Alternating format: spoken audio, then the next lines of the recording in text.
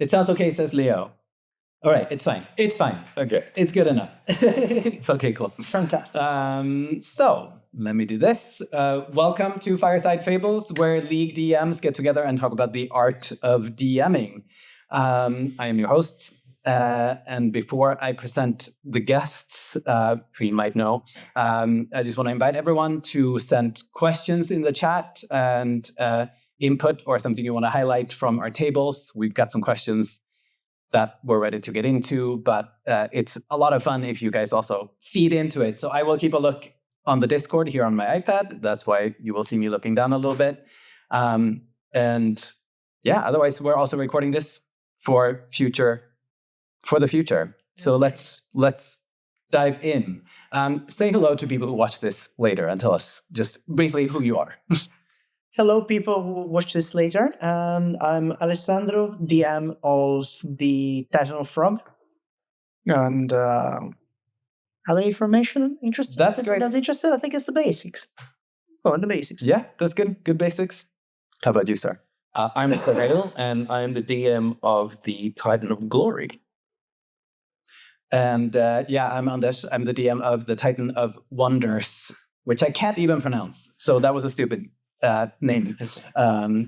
Anyway, let's get into some just like quick, easy questions. Maybe not easy, but one of the questions I want to start with here, just to get us started. We're already getting questions in the chat, so that's great. Keep them coming. Give me a recent game highlight from your table that you're still thinking about. There's going to be a bit of awkward silence there. Can be a player, can be yourself, can be a prop. I can start. I recently ran a reasonably big combat session on the Titan of Glory, and the background to this is there was a character death, and this led to characters in game saying that we want to take action as a response to this. First, it was supposed to be a rescue mission, which didn't pan out as expected. Then it was just a revenge mission. And a lot of characters, or rather players, said that their characters want to be part of this.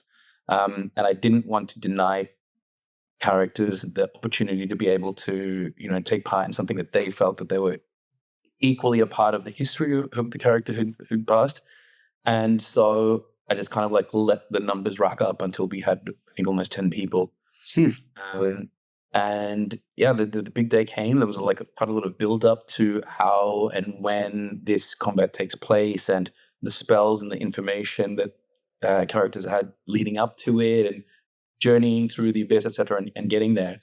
And basically, the fight got split over 2 levels, and I had a surprise DM come in because I knew I wasn't able to handle this by myself. And so I had Jamie. If you ever watch this, thank you. My God, you saved that session. And so that was like a kind of a fun moment where the players got to, the characters were like, what the heck? We're not all fighting the boss at the same time. And then the players also had a bit of a surprise of an unconventional session moment. Yeah. And they succeeded. Yeah. They succeeded ridiculously well. Yeah. It was a showcase of teamwork, excellent spell knowledge, people resurrecting people in the moment, bringing them back up at key moments. Also, they had made some NPC friends, which slightly favored them. I personally, I'm going to tell you all now, I was expecting minimum 2 more deaths as a part of this, and we had 0. Oh wow! It was a clean sheet. Well, these people are so good at this game. And people get prepared for like weeks. I thought it was amazing to see. Like, it was a lot of people, a lot of different variables. With in the end, it was 9 players. The 10th was my own character, so I got the other DM to finish off, and I got to put my character in because they had a close bond with Song of the Babbling Brook, and like there are so many variables, but people like combined really well and got through it. I'm really hear from Ege that it was amazing. So live feedback and confirmation. That's awesome. All right, Alessandro, what about you? I'm thinking when players creating the stock market. So it was in a session in the bureau. It was already a bit of a fourth wall breaking session. They had a room where, for example, they saw us playing as players. But at some point, after having all these kind of interactions with the real world, also other stuff happening. One of them, I think it was it Beleth or Zaleth? Anyway, Tevin's character, he started seeing lines on the wall, started seeing green lines. Caius, apparently. Caius. Yeah. I completely forgot. Thank you for the reminder. I'm terrible with names. I do not use them. Regardless, he started seeing lines going up, going down, and he also started getting into the idea of trying to make money. At the point, he had a coin in his hand, he started flipping over it, and that's where just gears started turning, pieces connecting, and the stock market was born.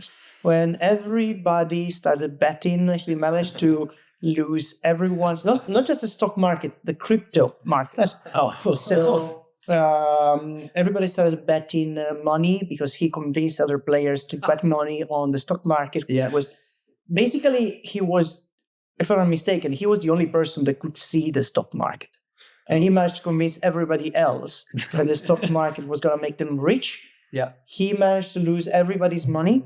Yeah. And regain them, just go back to exactly, net zero. And I think he just lost some money on it, but got a lot of experience and a cool pair of sunglasses. They're calling it the weave chain here now. Correct. It is the weave chain because as I said, is a crypto. It was a blockchain thing. Yeah. It was a blockchain scheme, a blockchain business venture. It's still technically active, not a particularly used feature of the frog, but I do have the tendency of just throwing mechanics there, and some carry and some don't. But I do see a feature for the stock market. So, yeah, that's it. It was fun. I like. I'll share mine too. I should say the fact that the players went along with their little NPC friend who wanted to go to a comet and destroy it, and they basically turned the Titan of Light into the Titan of Wonders through their actions. But my favorite moment from that game, I think, is I decided, okay, I'm finally going to do something mean and kind of evil. They had put such effort into saving an NPC that I just came up with on the fly. And our lovely Daniel always recruits NPCs. I think every NPC I've thrown his way, he recruits somehow. So I had created this just like the tiefling girl who was grumpy and didn't really want to be there, was just trying to go home. And so I had some people kill her, just like turn her into crystal and crush her. Oh, no. In the session. And they're just like, can we just put her together after we've like dealt with these people? We just put her together and cast mending. I'm just like, well, rule of cool, yes. And she gets brought back to life and is pissed about it. And now she's still alive somewhere on the Titan of Wonders. And I have to figure out who she is. I really love when the players really put extra effort in saving a character that you were planning to kill. Yeah. I had one which was just a throwaway warlock that kind of was technically a wizard, but got in touch with Vecna. It was literally just designed to be there to be sacrificed in a door, the typical door that say, you need to sacrifice your life. They came up with shenanigans because one of them still had like a resurrection spell, a resurrection effect for the wild magic table. And I used to save this character. And I was like, you know what?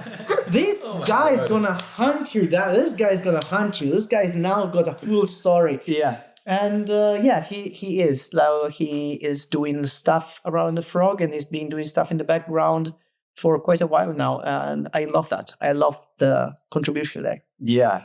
It's so fun when you get something just thrown at you that you can then turn into a much bigger thing. But now, speaking of NPCs, I have a question here about favorite NPC ever created. So I want to hear from you. Or maybe favorite NPC created within League games. I don't know how long you've DM'd before, but that's something Yeah, I don't know. I always want to hear about other people's NPCs. Well, that's a good question, because honestly, I think that's something where I would like to be better at creating NPCs, because the stuff that I create out of my mind doesn't really, like the stuff that I put in the story never becomes as impactful as the stuff that comes out organically from the players. I think a mix, I think a mix of a character is somebody, more than my favorite character, is somebody that I am relatively attached to, is Atreya, a goddess that was created thanks to the actions of some players in the Titan of Frog. And it was a mix of players' actions and the plot coming together. So I do have a bit of a sweet spot for that character. And especially because I feel it's the most dynamic one. The other characters, honestly, Marth probably. I think Marth, but that is yet another character that in my mind, it was just a kid, like basically Dr. Manhattan, almost a blank slate. But then somebody mentioned, again, I think it was Beleth or Zaleth, Devin mentioned so it looks like the golden child. Thank you. So Beth mentioned is the golden child. By the way, this character also kind of came up by the absolutely batshit insane actions of the players. It was not there by default. And yeah, I googled the golden child. I didn't see the movie. He was referring just bald child, just because it was bald. I saw the picture of Eddie Murphy. So I thought you were referring to Eddie Murphy. I was like, well, yeah, he's got a mustache and everything. So yeah, that's why it's called Murph. It's Dr. Manhattan, and it became because of the offhand comment that Bellet made. It now looks like Eddie Murphy. But blue. I'm getting photos here in the chat, and I wish I hadn't seen them. I will try to stitch that into the video later when I post it. When it hits the YouTube channel, it just like flashes on Alessandro for a moment. We'll just put this face on all of us. Oh, I can't stop looking. This movie has come up twice today for me. Why? What's happening? You must watch it. Yeah, I think it's time. It's time to watch Watchmen. Must Watchmen. Great. Perfect. I'm scared. Sohail, what about you? Favorite NPCs? I've created so many NPCs and then now all evading me. But two come to mind. One is Davin Kirk, who was basically the innocent partner of someone who was running a cult as like a fighting school. So my Titan is all about like pit fighting and gladiator stuff. So there's like lots of small schools and big schools where people get taught how to do this as a professional career. And so this new one popped up. It was basically a cult. The guy who was running it also wasn't a guy. He was like a creature in disguise. She was managing the school but had no idea about all of this. So what it offered was this point in conflict at the end of a game, and she serviced as someone who had been doing the wrong thing but was innocent in her knowledge of it. And so the idea was mixed emotions and how do players deal with that. Is everyone bad? Are some people good? She fled the scene because they left her be. And then she recurred later in a different adventure for lower levels because she had moved across town, started her life again. But there's something going on in the basement that needed tending, so like people could go in. And I added in that I added in a couple of seemingly irrelevant things about it. She's eating a lot of chocolate, and her outfit was quite tight, and people took it as like D&D female. She's like busty in her shirt, butt's going. But all of these were clues to the fact she was pregnant.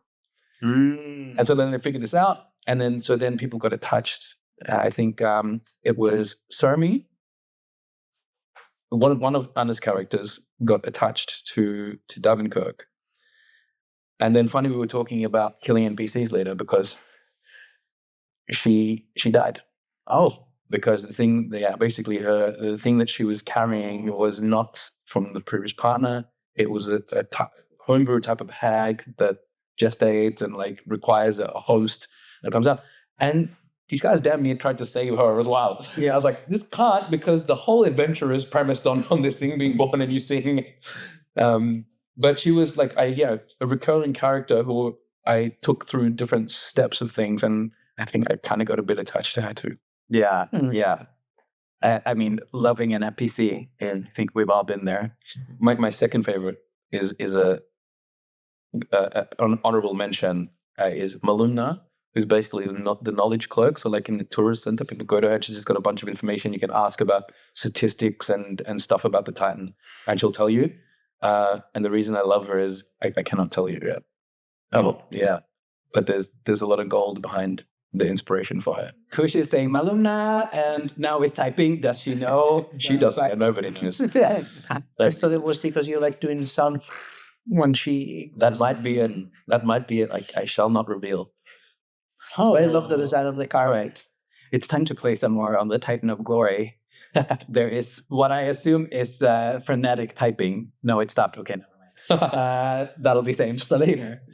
I think I realized I sort of answered this question last time because I rolled it on the D100 that we'll go to later. But I think I talked too much about my favorite little gnome, Gaudry, who was just me, which I guess it's narcissism that I love this NPC, but he got to turn into a half dragon, so that was cool. I had another NPC that I kind of maybe want to bring back at some point, that a few characters met at the wedding session on my Titan, and it was just this enormous Goliath lady. Her name is Brandywine, and she does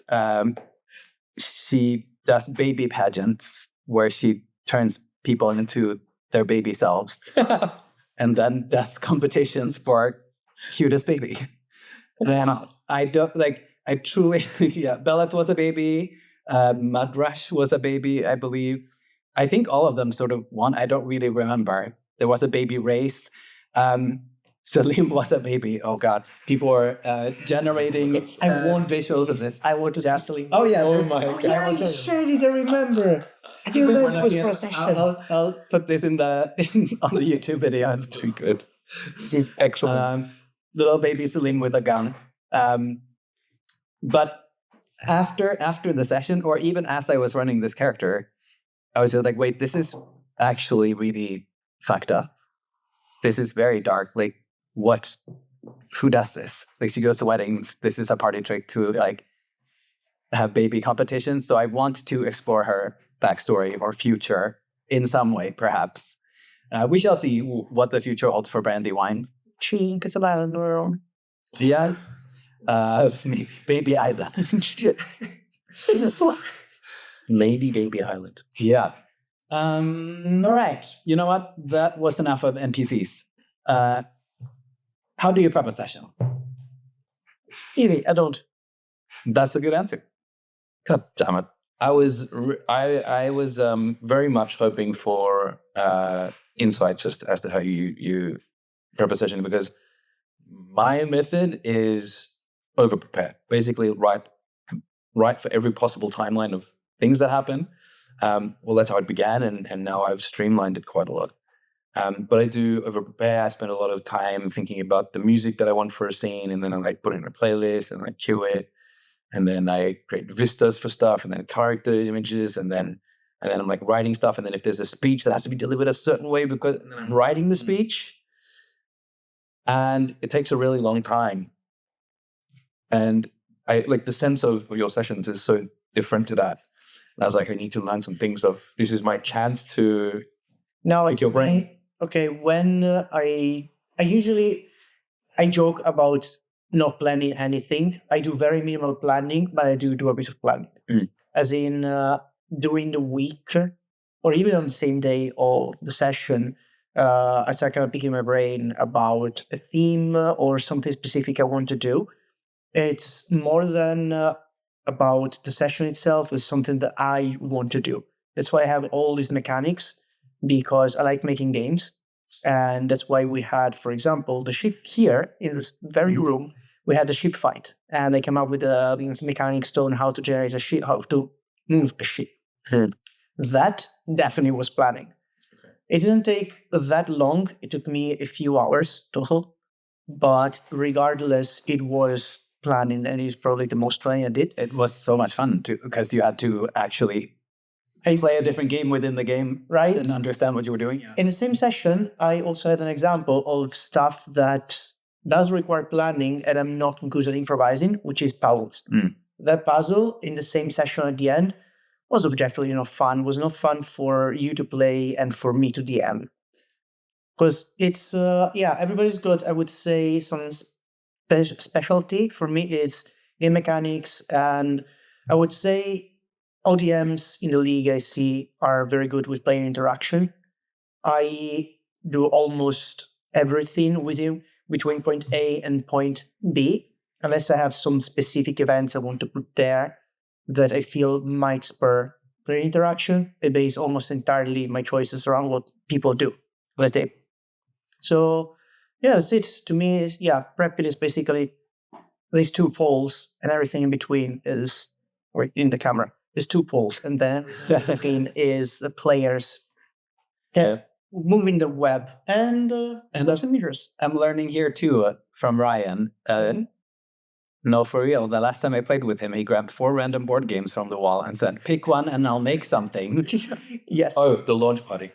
Yes. Oh, really? Ryan, can you confirm or deny? Was that the launch event? Launch event? Yeah. Correct. A second. But I hope it's not the dust from the waterfall. Anyway, the coffin. No, but basically to find inspiration. I didn't prepare anything for the launch party. I saw the word. I'm stressed for you after. I saw there were like 4 games. Actually, I picked like 4 or 5 games, and I said, "Hey, we have the theme and a bit of inspiration." So they picked definitely like a prop hunt ghost something. I didn't read the rule for that one, but I did have a few props. So basically, I used the board from the game they were fighting on that board, and the game came with a few figures of like a ghost, a bottle, etc. So. I just used that as now we're doing a prop hunt with a ghost that's possessing objects. People vibe with it. Yeah. Ryan, thank you very much, because people you're amazing in this session. Like there was so much player contribution. Had there not been, it would have not been remotely as fun. Yeah. I think so much of, I didn't know this. I mean, I still feel like I'm a brand new DM, and realizing how much players actually do things and come up with stuff. And you're just like, oh yeah, I'll just take that, and then we'll see. I had a session recently where I misunderstood what the players wanted to do. So I was just like, oh, okay, I'll let them do this other thing. I'll let them go to this other island and check that out. They were searching for Bella's sister, and they were just like, well, go to this island. I'm like, yes, great. Take them to another island. I'm just like, okay, I'll have to improvise this quite a bit, because it's not what I prepared, because I thought they would go to the other one. And we get there, and I start describing it, and they're like, oh, so we're on that island. Like halfway through, it's way too late to start rewinding. And I'm like, yeah, let's do it. I just improvised essentially a full session. I mean, of course, I knew some of the characters, the lore, or what was going on there.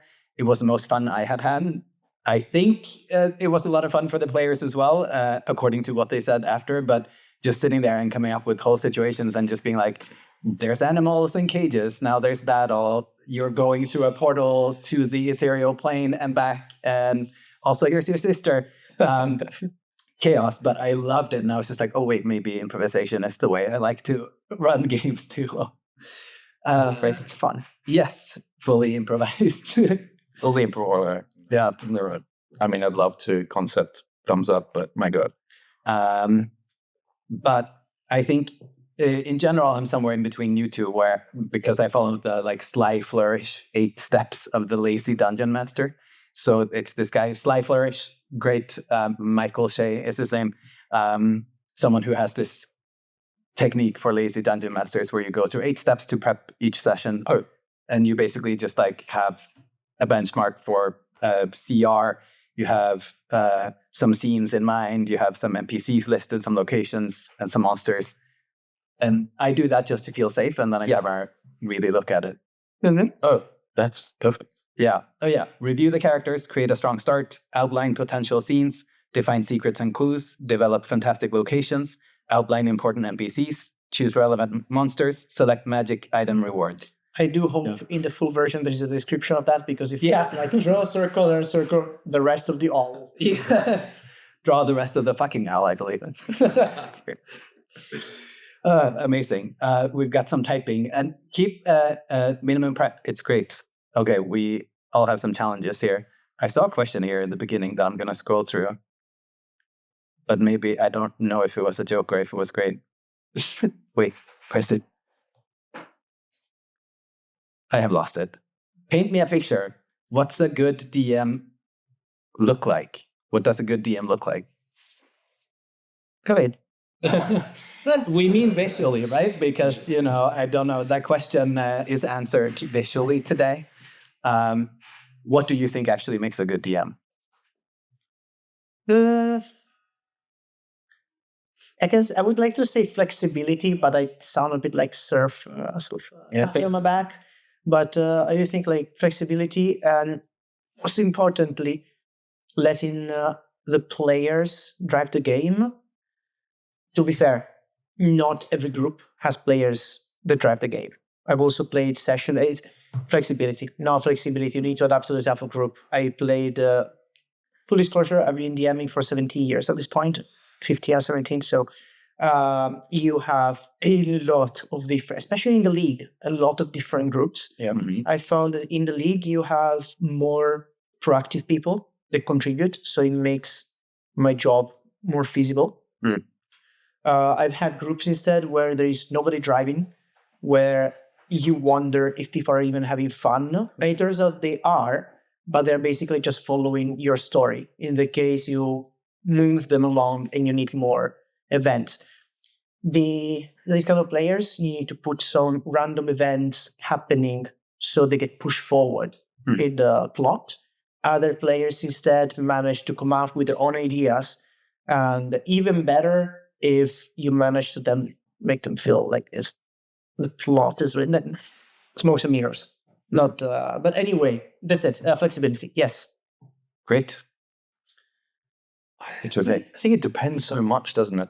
I think you alluded to this, but the D&D community is varied, and there are different groups of people who are interested in different things.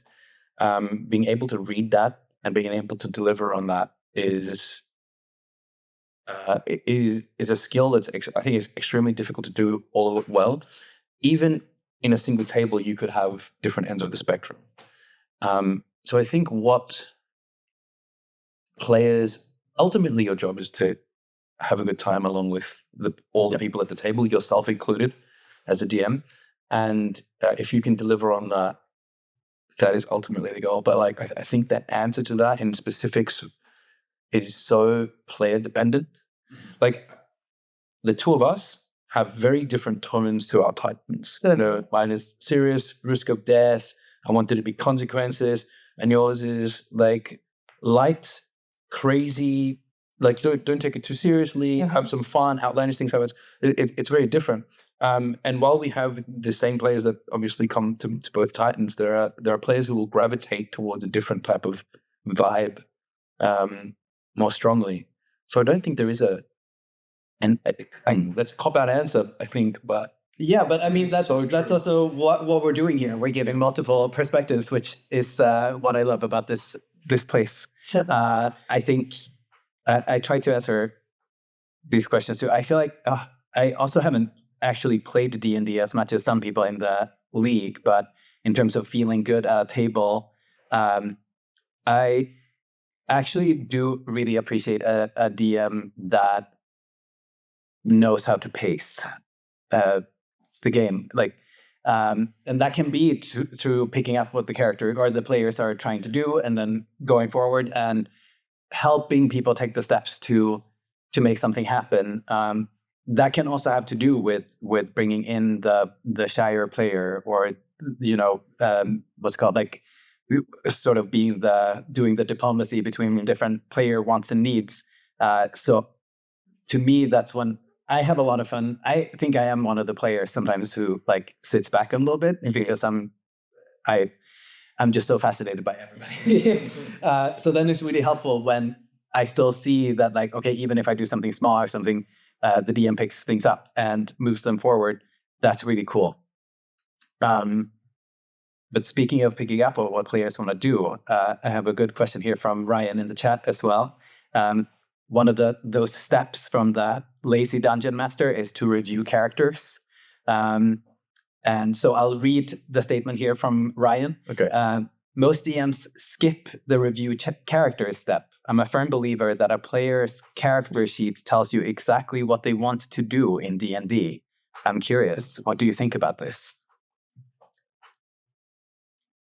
Yeah, I see why you can get.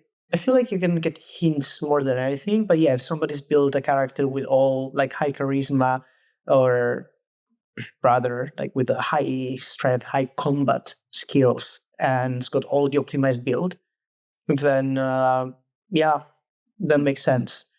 I also do feel like, I don't know, because people also change what they want from a session, even depending on how they woke up.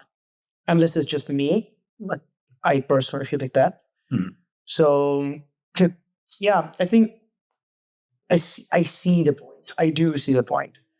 At the same time, I'm very lazy. I was thinking that because I get very overwhelmed because I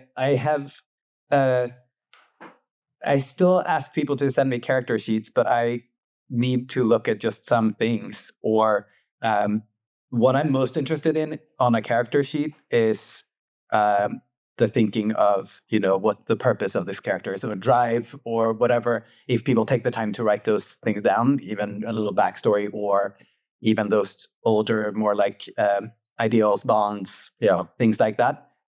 To me, that just makes it a little easier to know what type of character someone wants to play. And sometimes I think also someone makes a character sheet because they think they want to play this kind of character, and then they don't really, because they want to do more investigation than swinging a sword or something like that. But I would like to get to do more looking at people's character sheets and actually even talking to people about what they think is cool. There was one session I ran where I asked people what new skill from leveling up they were most excited to use. I couldn't necessarily cater to all that, but that also gives you an idea of just like, oh, okay, people are excited about this. That's not so much me reviewing their character sheet, but me being lazy and telling them to tell me what on the character sheet is most important. In communication, I think it's even better than trying to extrapolate from the character sheet, because character sheet has a lot of stuff. I have strong opinions about D&D as a system, to be honest. And the character sheet, like the way it looks, if you just look at it, and all the random stuff that doesn't really add that much mechanically, is one of them. So, I don't think I have the skill to deduce from the character sheet. But you have the skill to be able to read the player's intention and life. So in terms of like, because from what you're saying, the whole session is based around what a person tells you the character wants to do in the moment. Yeah. So you still get there. Yeah, exactly. Yeah. Right. I think, everybody's got a different style. Yeah. For me, especially if I see people are kind of disconnected, almost checking their phone, or like they don't do it normally. But if I see they're not engaging with a particular part, I finish what I'm doing with the people that are engaged. Then I try to put something of another bit. That's good. I like that. If I notice. Yeah. Thank you. Do you have a character sheet review? I do review character. I like to look at character sheets. Totally different to both of you, though. I don't try to interpret the build because, again, I don't have the like. It feels like a lot of time and energy, and I'm already like overdoing it. as other DMs tell me, with the rest of my preparation. But what I'd like to do is I like to get resistances. I like to get languages. I like to get any stuff where I don't have to ask someone, like especially languages is a great one. If there is draconic writing that I've placed somewhere, I don't say, does anyone know draconic? I just say, you guys just see some stuff. But Anders, Oziak sees, he can read this. And it just, from a storytelling perspective, it's smoother for me to do, it's smoother for people to receive it, and it helps them not break that immersion as many. I think it adds to the immersion too, because then you're just like, oh shit, I get to do the cool thing that I have prepared or forgotten that I could do. Or also passives. So if I have a DC that's mid-range, especially with some of the characters we have now, passives are quite high. I don't need to ask everyone to roll checks at all because I know that 2 people will know what's happening here. I started actually, I need to keep doing that in future games, this list on my little digital DM screen, the passives for my players, because there is a lot of time spent rolling perception when you maybe didn't need to. The thing I have with passives is that since we are designing the challenge, it's automatically the passives. At that point, it becomes I want the character to know specifically, because unless you have like a pre-made session, something that somebody else designed, you decide. It feels to me like I'm deciding. I want them to have this information now. While with a roll, I can get an extra input of going a direction or another one. We're letting fate decide. On the passive, I decided BC. So I can just say, 2 people know. So, I do see, though, how, from a player perspective, it can look different. Yeah. So another question here in the chat is, what was something you added or changed about your game /session /campaign for a single character? For a single character, as a result of the character action or something that they wanted to do. I mean, I did add a shotgun for a low-level character when we were in Hell. And there was a character that just was like level 2. Everybody was like level 8 or 9. I gave him the Demon Slayer shotgun. And the character managed to do something. And now he's a warlock that reflavored the shotgun as a focus for the shooting. And he drops little health orbs whenever he hits someone with what's the name? Eldritch Blast. Yeah, that's perfect. That's cool. Interesting. That's such great flavor. How about you? I think I've done it quite a lot. Like where players engage with me to, and I'm talking Anna, I'm talking Tevin. Whenever someone engages with me and says, "Can I do a thing?" I try to say yes. So Surmi is from my Titan. And that meant that all of the high-level lore that I'd written became 1 level deeper, and I just dumped it because this is stuff that the character would know. I have created weapons specific for people which are like really not usable by anyone but in their custom design. The aforementioned fight in the abyss that everyone went down for was actually started off as a throwaway side adventure that had nothing to do with my Titan because I wanted to do puzzles. And so I came up with a reason for people to go into a little pocket dimension and just puzzle around Mortal Kombat 2.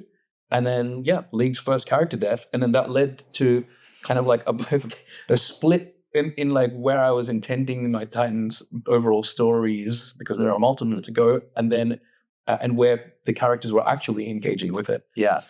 And so I was, Devin said, like, we're obviously not taking this, like, we're going back. And then so I created a way that there was a reverse summoning where the summoned creature was like calling them down, and that ended up with a conversation, ended up with a really cool moment where Reptar went into the abyss to confront Grass, and they were looking to get Song of the Babbling Brat. I'll say that 3 times fast. And was offered what basically I didn't want it to be a fight. I wanted it to be an uncomfortable choice. And Belith took a deal from one of the demon lords of the abyss, and Reptar didn't. And that's a tough thing to do in the moment as a player, to honor a character when you're sitting around a table with other real people who have invested interest in a certain outcome.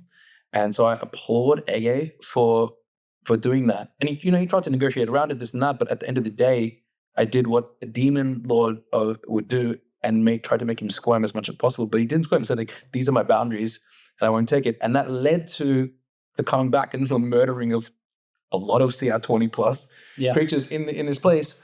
But like, that's where the players took the story, and that I just picked up a creature for my little puzzle adventure that led to this whole thing. And it's because players said we wanted to do it. Yeah. This is what happens when you do puzzles. So much violence over puzzles. Yeah. But this has been really cool to follow just via Discord or hearing via players and so on, to actually follow this story happening, but not really knowing all the details. But it is so cool. It was a very difficult decision for Reptar, indeed, says Ege in the chat. Yeah. Wow. Okay. There have been weirdly ties, both decisions made and random tables that have had some effect on that story on your Titan from my Titan as well, because Belith has been on the Titan of Light. And because of his backstory, I placed his sister on the Titan, working with a evil organization. And basically this wholly improvised session was them meeting her for the first time, finding out she was working with these Oni, who were basically capturing monsters and ferrying them around the Titan to fake miracles or like fake great deeds by religious people. And so there was a whole, this Oni is the guy who sacked Bella's village. And so they kill him. They find people. That's how they find the person who gets turned into crystal later. Long story short, so that really influenced, of course, my Titan, that I'm just like, okay, this backstory means there are Oni here. This backstory means this sister has ties to this cult that's trying to become gods. And then in the end, they had that fight. And I believe, and I might be wrong, Tevin, you can correct me in that case, but I believe that was where they then found a treasure chest. And I rolled randomly on a table for the gate spell, I believe, or like plant some form of spell that they were trying to use and failing to use on your Titan. That's where it came from. And that was a random table. And they were like, I love how these things have just, that didn't work using, but anyway, still fun that it's like the interconnectedness here. Oh, that's so great. Yeah, they wanted to pull the demon lord out of his palace. Yeah, to somewhere else where they could kill him. Unfortunately, they didn't read all the fine print of what the spell does. But I definitely remember when they got that item, the conversation shifted about this is how we plan it, this is how we do it, and then this is kind of really the testament to what the League gives. In that, yes, these are all one shots. Yes, there are times with stories and arcs, but not everyone is there for all parts of it. But the story from each character's perspective is a whole one. Yeah. And they're still going to go fight Grust in the Abyss, and they're still going to use the things that they find along the way, and they're looking for things along the way in order to help that. And then what happens from there is it's like a cohesive picture. Yeah. And that's something that you really kind of get the moment where they pull out an item that you were not expecting when you have your own campaign for the whole year, because you gave them an item. Yeah. But if it's an item that goes from somewhere else, that feels very good. Yeah. That feels like, oh shit, I was planning this whole thing, but you nullified it with the one item you had. You know what? Inspiration point. Yeah. Yes. But it's also because it kind of gives you, from the player's perspective, a little bit of the thing that I find the most fun and actually really challenging as a DM is to make the world feel alive between sessions. Like NPCs things should happen, factions should do things. When you have the player characters coming in and just being like, well, I went away for a while and now I have this die. Like that's that's also cool because it moves things along. I am mindful of the time, actually. Damn, it flies. So we have about 10 minutes left. So I'm going to ask you some questions that I have received ahead of time, too. We need to do a follow-up on this one. So, session part 2. We are both chatterboxes. This is the problem. Yes. I'm choosing one each for you. So, Sohail, here's your question. I believe you've said you don't balance encounters with deadly enemies on the Titan of Glory. How scared are you yourself when your players face deadly foes? I don't really like this thing of like balancing CRs and whatnot. It's too hard, basically. And then someone changes something last minute, plus we have magic items. No, I don't do it. Basically what I do is I think about myself as a character. And if I was facing this, is this absolutely unachievable or not? And then if it feels barely unachievable, it's about the right balance. Because whatever you think or you imagine your characters are going to get up to, they're going to do better than that. And in fact, that's why I was so casual with pulling out Attainment Blood for that puzzle. Because actually I was like, I want to have something that's actually, the idea was it's not defeatable, but it just gets you rushing around the room and otherwise doing what's a pretty easy task, which was to get the goal of why they were in that little pocket dimension and then get out of there. And they kind of took it to town and it got one of them in the end. I've actually rerun that puzzle session as a part of a League game with some other characters. And when they left and they all decided to leave because it was too much, he was actually on 1 hit point. They were all a bit higher level and it was more consistent character mix, whereas the first time around there was some lower level characters, so it got a bit dicey. But yeah, I'm always, well, I used to be more frightened and I'm learning as time goes forward that actually 5e characters are reasonably unkillable, especially when we have quite smart players who know their characters well, know their spells well, and are armed to the teeth with magic items. Like, it's almost a challenge, like, try to down one. I am always frightened to death when I'm on the Titan of Glory, because I'm just like, what's this huge thing? I'm a little goblin. I don't know. That fits with Ozek's persona mode. Yeah. Which is brilliant. All right, Alessandro. Yes. What tips do you have for someone who wants to do more improv? Be lazy. Mm. Be absolutely want to do the bare minimum.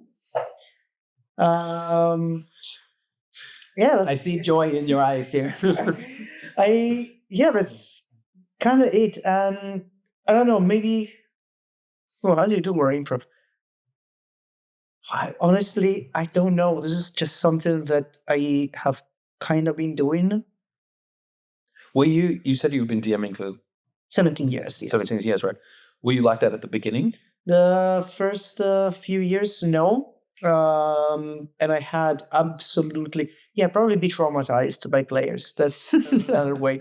I had a couple of power players, like they really optimized the shit out of their characters and they were just doing whatever. And I remember the first session I made with them was, here's a big dragon that you're not supposed to kill. He's supposed to kill you to have... I was... like 15, 16, something. They kind of, they're supposed to kill you, and then you wake up, something, a typical hook, basic hook.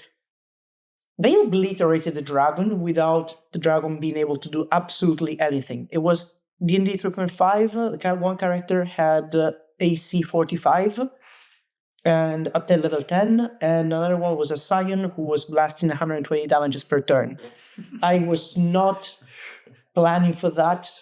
The dragon had 250 HP at level 10. Fantastic. And from that moment on, I started, it took me a couple more sessions. I started improvising much more. And once again, when I was in university, somebody decided to they were collecting items for the plot that let them level up. I never found out why they decided to give those items to the bad guy. And at the point, it was like, I don't have anything prepared for this. This you didn't even skip the challenge. You just decided to throw everything away for no reason. Let's make something out of it.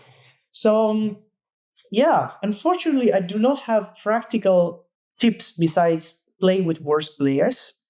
And then when you get back with amazing players like the ones with the league from the league, you can surprise them with all the improvisation. All the things you've learned. Exactly. I love it. I have some reactions on stakes on Titan of Glory here too. I like the stakes on Titan of Glory, says Cassidy. Chris says, I have felt true fear. Same. Good. Ryan suggests improv classes. I am a little intrigued, I have to confess.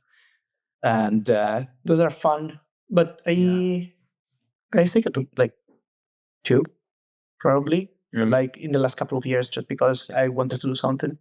I have had this feeling that my work is my improv training because I freelance and I do brand identity or identity stuff. So all the time, everyone comes at that from a different perspective or like different needs. So every time I'm in a meeting with someone, I'm like, I'm just like, well, I have to improvise because you don't have the same ideas, you don't have the same background, or you don't have the same needs. So I'm never gonna do the same thing. Yeah. I'm gonna just ask questions. So I think actually D&D is making me better at my job too, in terms of improvisation. That's Yeah, interesting. And I know Eduardo has done musical improvs. Mm. So here's a shout to you. You need to create a bard, mate, and That's very bring cool. that to the table. Yeah. I didn't know. Wait, probably he mentioned once. I didn't know if he plays an instrument. Eduardo, are you on the call? Actually, this does anyone have information? Exactly. We need to. Your accent went so much more Italian for a second. Yes, because I said Eduardo. That sets the mood for the rest of the conversation.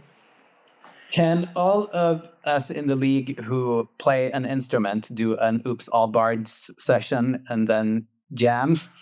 Yes. I am so... Yes, you can. Yeah, let's do it. Okay. I just imagine a funny and slightly annoying voice and build NPCs and characters around it. Yeah.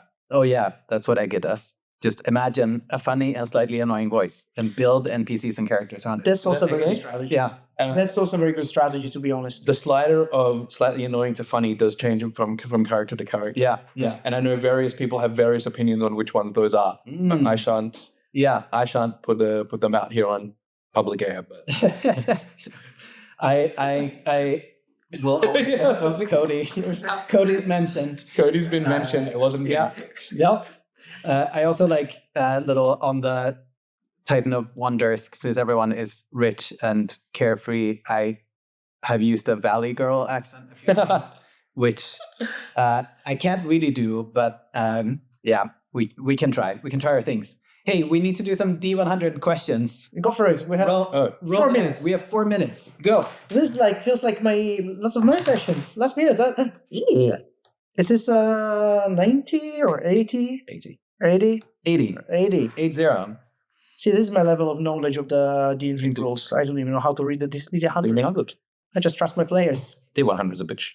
That's the hardest one. That's fair. Thank you. But that's the fun of this. No. Exactly. Or potentially the D12, which is confusing. Like it's a not quite formed D20. That can be the hardest one. I just Good heard question for your. Yeah. Which die Which is the worst die? Which item, location, or NPC did your players latch onto much more than expected? Titan of Frog edition. Titan of Frog edition. I think so. Yeah. Oh. What is it? NPC, magic item, or location? Or location. Yeah. It's a cool question. People did like snowboarding. I was going to say, I remember snowboarding. Yeah, people really like the snowboarding. Like the third session on the Frog, it was a snowboarding contest. And people did like it. Unfortunately, the problem with changing flavor every week is that I have not been used it that much because I always want to do have kind of an ADHD approach to it. So, what did people... Actually, we have people from the Titan of Frog, for example, Ege. Oh yeah, Exactly. You answer. For some nothing comes to mind. I will pass if it comes to mind. Snowboarding counts. That's also an activity. Ege is typing, so we will hear from him. Okay, let's go for it. Go ahead and roll. 52. 52. Scrolling. Get an easy one. What's the most chaos a single character has ever caused at your table? A single character and just cause chaos. I mean, starting a new invasion in grass domain sounds like... You cut it. Yeah, I wanna. Is that true? Oh, okay. I'm gonna say Emil. Once upon a time, the Dynam Glory has like a big fighting ring, and so naturally it occurred to me that in a reasonably large city there would also be like underground get-ups with the same flavor where you get to break the rules a bit more, fight clubby kind of situation. So in a session called the Hidden Ring, there was a sense that one of these things is quite big, and adventurers had to go investigate it because they thought that one of the guards was in on it. So if they try to go through the normal guard thing, they'll get busted, it'll close down, whatever. These guys go in, they're in a crowded area, underground, sweaty, there's a bunch of people, like just there's blood in this pit, and there's someone bumps into someone, and Emil's character, who's higher level than most of the rest, starts a fight. In that, we had another character that was killed. That was actually almost the first death, except I think this was very young Evatari. Yeah, I believe it was Evatari. We were right at the end of the session. They were going to level up at the end of it, and they said, would you let me level up now because the next spell I get is Revivify? And so I left it down to a dice roll. I was like, how in touch are you with your god? Roll a wisdom check. And it was like 25. And this is before we had like these 30 rolls. Yeah. Back, I think it was 23 to 25 or something like that on a level 3 character. And I was like, all right, you can level up now and cast a spell. And so like 10 minutes early, they leveled up and someone was not obliterated because of this. But yeah. Oh, I should rewind a little bit. They started Emil started the fight with Fabricator Forge. Yeah. And then when Evatari went to like bamf both of them away from the fight so that it was confusing, he said, I'm not.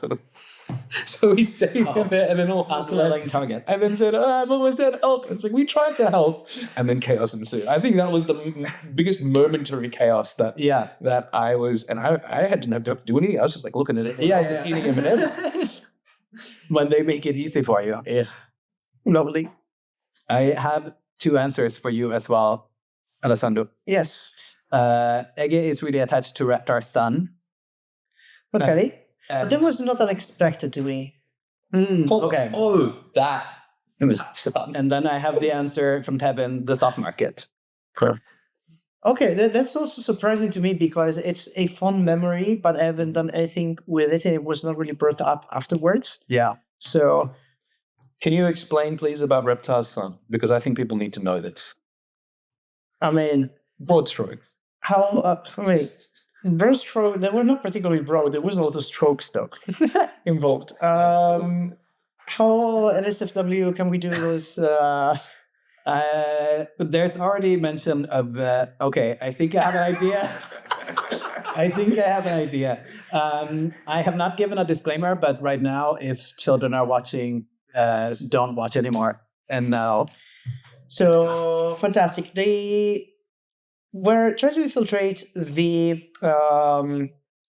enclave, like a lab, like mix of fortress lab, everything of one of the main big bads from the campaign. They found shelter in a giant shell of a giant snail. Except the snail wasn't really giant inside. It's just that the shell was also pocket dimension, and inside it was a normally size, like a human-sized snail.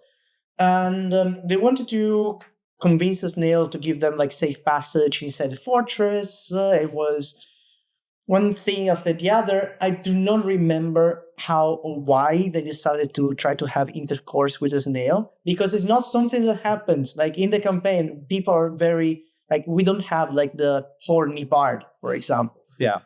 I was there at this session, and I will say that snail was flirtatious. Oh, that snail was flirtatious, and I think it was They probably did latch on that. they latched onto something. So If we name this Two episode somethings. something, it's that snail was flirtatious. They latched onto two somethings. If I recollect clearly. correct. So basically, they decided to have a three-way intercourse with basically three fathers. We have Raptor, Beleth, and the snail, which unfortunately I do not remember. I don't even remember if it's got a name. But like, whatever. The snail is not important. The child, Marth, is. The snail was connected to the astral sea because the pocket dimension was inside the astral sea.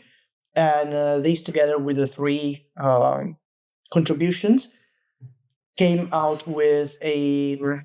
Yeah, exactly. The child, please. Looking at on the image YouTube- again. On YouTube, all this explanation needs to be with Marth face in there. Yeah. So yeah, basically the child was born since the time on the frog. For people that haven't played there, works differently. Once you leave the frog, thousands of years pass inside. So yeah, they received the letter basically right after the left of the father of the child. Say, hey, the child is first of all kind of immortal, and he went to it ages differently. He left the frog and started navigating the astral sea. So this is a child of four fathers because we have a snail, the raptor, Beleth, and the sky itself, the night. Amazing. There were no rooms inside a giant snail show. So all the rest of us were just sitting there watching, I guess. Yes, correct. And Oh, Lord. also the sounds were very clear, and the snail is very, it's very moist as a snail. So Oh. anyway, enjoy. This is what happens on the Titan of Frog. Oh my god. This was so a for huge- fairness. I actually have 0 questions. But I do see Beleth enjoyed. Thank you, Ballard. You also described it as moist back then. You wonder why.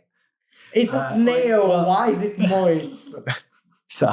It is so that they can actually walk. That is why they are moist, because they move so slow and they make it a little path for themselves. I believe. Google that. Snail lore. I'm going to try to wrap us up after that. Fun Down. This was a lot of fun. Thank you all in the chat for contributing to this chaos. Thank you both. I want to continue this conversation for 3 more hours, but we'll do it another time as well. It was fun. Loved it. A lot of fun. We'll post this on the YouTube channel, and we'll announce a next one soon. Thank you, everybody, and have a lovely evening. Cheers.